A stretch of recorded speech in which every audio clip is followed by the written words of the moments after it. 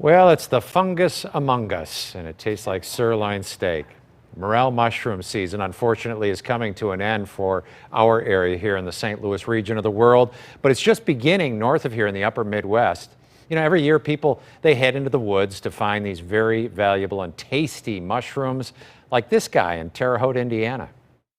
Probably one of the most common mistakes is they start looking at the ground first. When normally I'd look up, I'd look at the trees that's surrounding, and then when I find my terrain, then that's when I'll focus in on the ground and start hunting. So, you know, if I was going into the woods, I would be looking for, if I was hunting for morels, I'd be looking for cottonwoods, elm trees, sycamores, that combination of those three trees.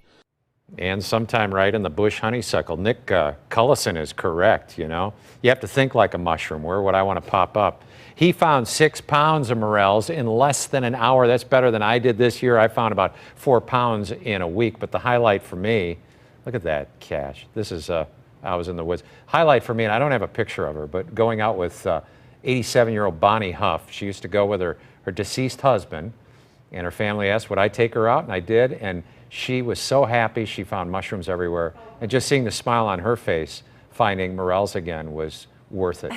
Yeah. Still waiting for you to bring them in for me, John. Okay, Randy. All right, we are talking about being outdoors. Don't let the cold temperatures and the snow fool you. It is officially spring, and with it comes a spring awakening of bugs and reptiles, even irritating plants, some of them which can cause you problems. We're talking it over with Dan ZARLENGA from the Missouri Department of Conservation this morning. Hi, Dan. How you doing? Good morning, Randy. How are you? I'm well. You know, I thought this would be something good to talk about because a friend I know was out fishing, went to put their hand in a glove, sort of felt a little something. 2 days later, a huge swollen hand, a spider was in there and bit him. Is this something we're seeing more and more of this year? Well, I don't know if we're seeing any more of it than normal this year, but it's something definitely to think about because we do have black widow spiders and brown recluses. And you mentioned like putting your hand in the glove. That's one thing that you do need to be careful of, especially like this time of year when you may be pulling out some clothes that you haven't used in 6 or 8 months.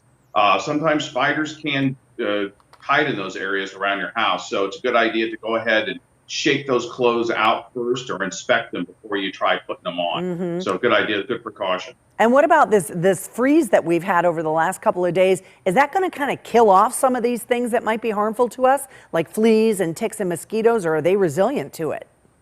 Well, unfortunately, they're pretty resilient to it. Ticks can survive almost a nuclear blast. So I wouldn't, what we had, this little freeze here probably isn't going to be enough to kill any ticks or anything. And, you know, I doubt it's really going to set back poison ivy that much either. So, it'd be a nice thought, but I doubt it's really going to have a huge effect. Well, I love snakes. I'm one of the few people I know who do. I actually try to get photos of them. A lot of people hate them. They run away or even kill them. There are indeed some that are harmful, but what about the good guys in our yard? What do you suggest we do? Well, first of all, you have to remember that by far most snakes are harmless. They're non-venomous. And even the venomous ones are not aggressive. They won't try to deliberately bite a human. The only time people tend to get bit is if they try to pick it up or try to kill it, or possibly if they've got like a wood pile and a snake's in the wood pile and they stick their hand in there and pull some wood out. That could be an unfortunate incident. But the best thing to think about, though, is just to give those snakes their distance. Don't interfere with them, and they won't interfere with you. And there's lots of beneficial snakes. Even the venomous ones are beneficial because they'll eat rodents. They'll eat things that we don't like that probably cause us more harm than the snakes do. So they're a very, very important part of the ecosystem. All right, and very quickly, you did mention poison ivy. I know there's poison oak, a lot of harmless plants out there. Is there the one thing that we can do to protect ourselves from all of it out there?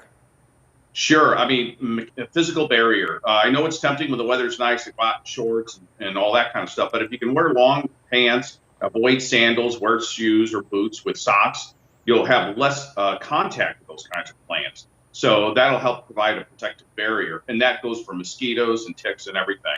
So you can find lightweight clothing and light colored clothing that's cooler in the warmer weather, and that still gives you that protection. So, and then when you get back from your outing, make sure you wash your clothes and you take a thorough shower. That'll help wash off ticks, also wash off poison ivy oil and all that kind of stuff too. And do a thorough check of your body to make sure you don't have any ticks. All right, some great advice, Dan ZARLENGA. We appreciate your time this morning. And if you want to check out more tips on their website, we will link you to it on our website as well as our Fox 2 mobile app. Thank you, Dan.